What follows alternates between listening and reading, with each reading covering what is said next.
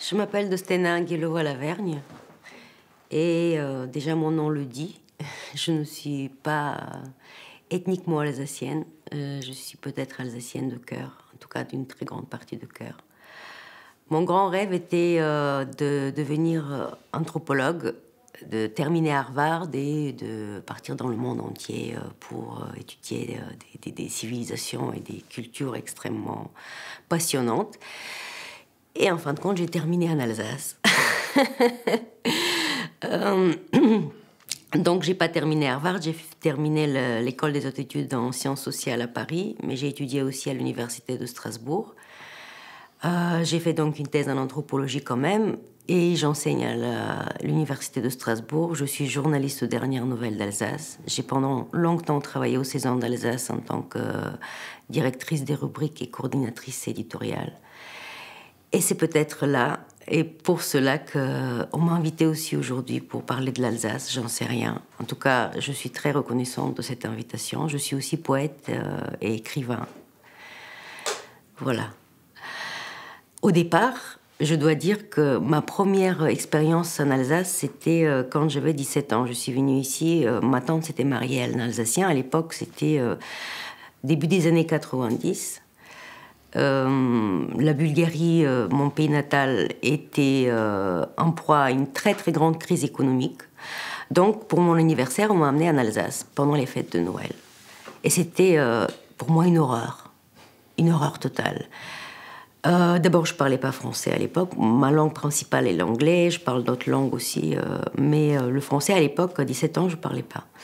Donc, déjà que ça parlait même pas français, ça parlait alsacien, parce que dans la famille de mon oncle, tout le monde parlait alsacien. Et c'était une horreur. Pourquoi? Parce que cette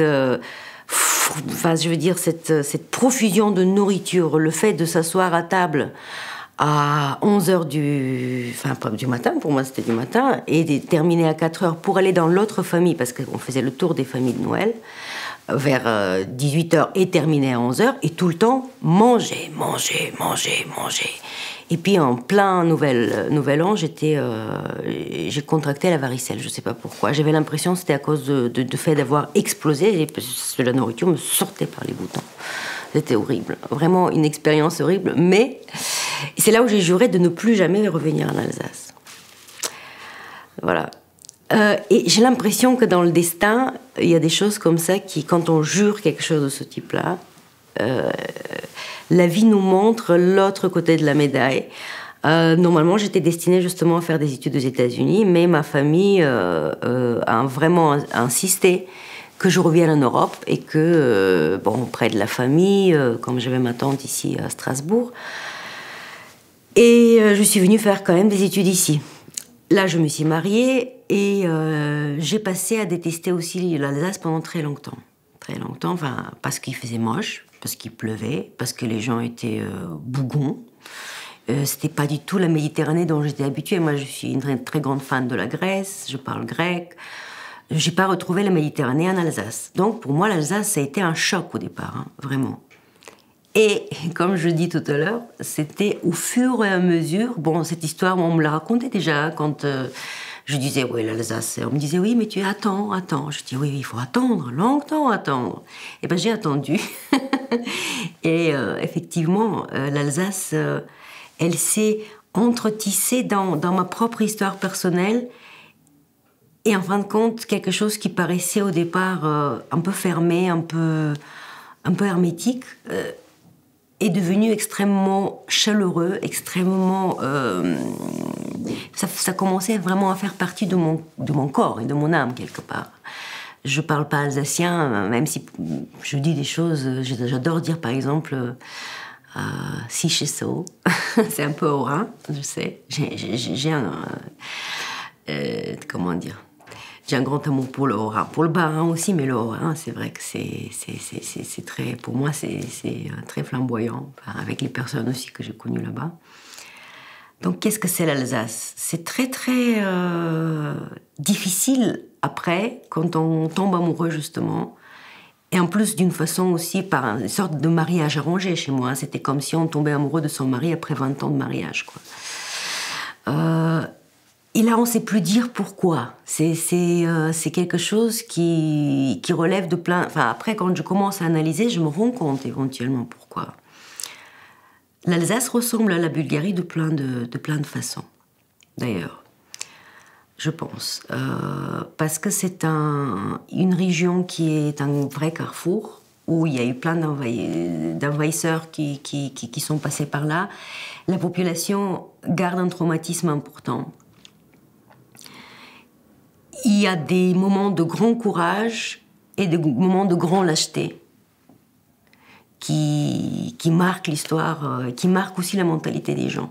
C'est-à-dire que on a des personnages fous et presque extravagants comme Tommy Ungerer, René Nicolaïni, qui sortent de l'ordinaire complètement, enfin qui sont prêts à... Et puis on a aussi ce centrisme très murmurant comme ça, très conservateur et très voilà, on va pas dépasser parce que bon la tête qui dépasse on la coupe quoi. Donc tout ça, ça cohabite dans un mélange assez organique, je dirais. Et ce qui est profondément émouvant, c'est que l'Alsace, elle connaît justement la grandeur de la défaite, c'est-à-dire la grandeur de la douleur, de ne pas pouvoir être soi, mais s'exprimer à travers ça quand même, c'est-à-dire ruisseler d'une façon extraordinaire. C'est comme si on pressait, il y a la sève qui sort. Il y a quelque chose d'extrêmement vrai et émouvant. Et je pense qu'à l'heure de la globalisation, globalisation, ça, on dit ça il y a déjà depuis 30 ans, à l'heure de la globalisation, à l'heure de la globalisation. C'est une phrase terrible. Mais chaque endroit a ses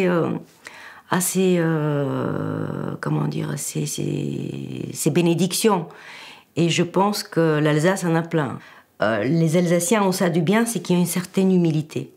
Et quand on prépare la cuisine, on peut être à la fois flamboyant, mais avoir l'humilité, le rapport à la matière, aux vrais produits, avec les vrais chefs de cuisine. Enfin, j'ai adoré les vignerons, les chefs de cuisine.